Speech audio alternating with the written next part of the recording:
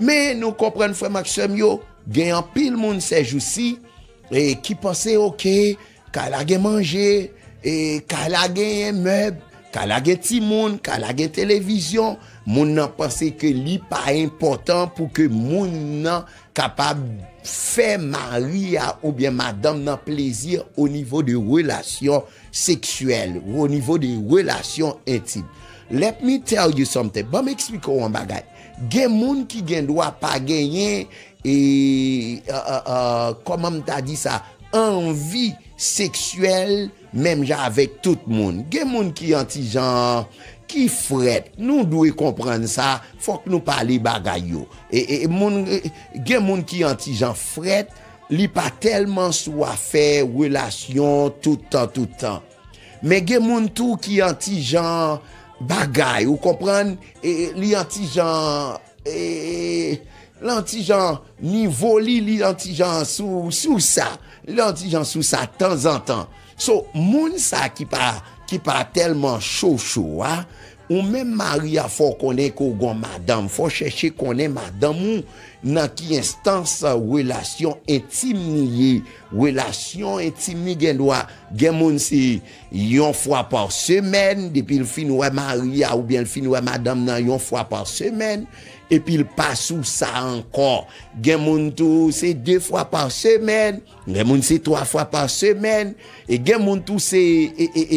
yon fois par mois et li ka ouais Maria mais li ka pas tellement sous ça parfois tout et gen ça qui le stress qui kon diminuer relation sexuelle moun nan gen moun tout de pour elle gen problème li pas sous bagay ça li pas sous affaire comme si relation sexuelle de pour elle gen problème bagay ça pas intéressé de pour elle fâché à Maria bagay ça pas intéressé de pour elle fâché à madame nan bagay ça pas intéressé surtout mesdames yo pas négocier ça même côté ou après garçon li anti-genre et même l'elta nanti contre li ou comprendre ou ta offrir ou bien ta très généreuse ou passer ou elle garçon pas de problème semble la présiller la prend même les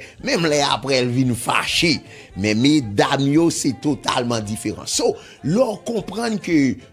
bagay ça li important dans foyer m'a quand même aguerri l'accordé ouais m'a brosser parole là ou même ou plaguer sans filtre pas sans filtre là et gen moun li même li d'accord pour ça fait so qui ça fait m'dou li important pour connaître ça dans foyer à frère sœur yo c'est parce que gen en pile madame qui néglige mari et gen en pile mari qui néglige madame. Songez me te dire au commencement que les pas gen relation intime dans foyer c'est un coup yon moun k'ap marcher dans yon falaise n'importe l'el ka tomber en bas m'dou c'est un coup yon kay qui pas gen poteau qui kembel pour qui raison qui fait li tan coup yon kay qui pas gen poteau qui kembel parce que n'importe vent ka chavirer eh bien yon foyer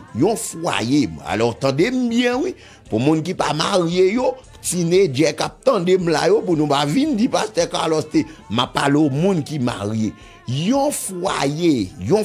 qui campé qui pas gen relation intime là-dedans qui pas gen sex là-dedans eh bien m'capable di son foyer qui déjà mouri foyer à son foyer qui mouri pour qui raison parce que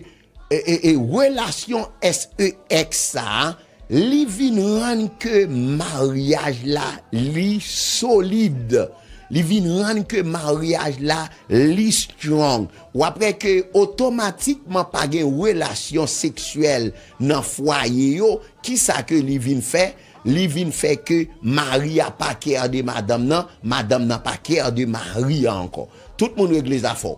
et à cause de ça ou après tout puisque mariage là t'a marché sur une falaise